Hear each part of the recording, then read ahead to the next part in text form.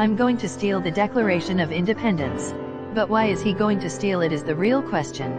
The answer is because on the back of the Declaration is the map to a treasure that has been searched for centuries. But Ben doesn't want to steal the historic document. But when a friend of Ben betrays him and says he is going to steal the document, Ben thinks the only way to protect the historic document is by stealing it. Now this may seem weird, but it makes sense along the way. Join Benjamin and his friends as they try to find the national treasure, while at the same time try to protect the Declaration of Independence. This movie is kinda like Indiana Jones, but it is based on the Revolutionary War ripe apples. Benjamin thinks he is doing his country a favor because they will not listen to him, so he is stealing it to protect it. But you ask, how can he steal it? You'll have to watch the movie to find out.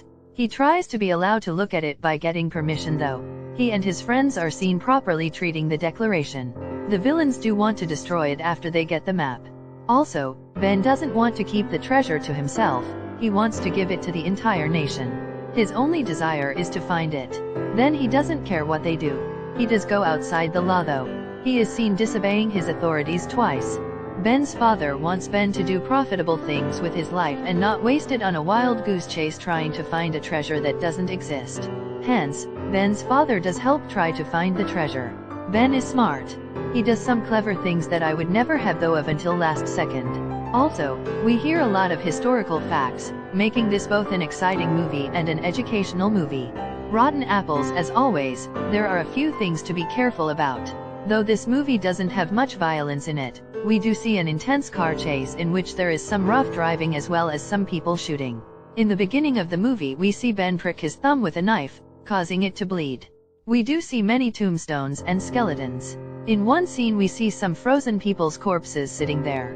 Ben and others grab their hands and move them away. Now, there are some things that the boys say about Abigail Chase. At first they think they are going to talk to a man about the Declaration, but instead, they talk to Abigail. Accidentally as they are walking in the door, Ben's friend calls Abigail a hot man. She is called hot on more than one occasion. Also, Ben's dad thinks that Abigail is pregnant.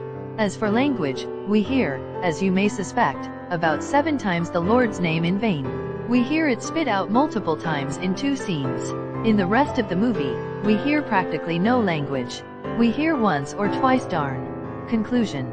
I overall enjoyed this movie. I like how historically accurate it is. It has a nice balance of action.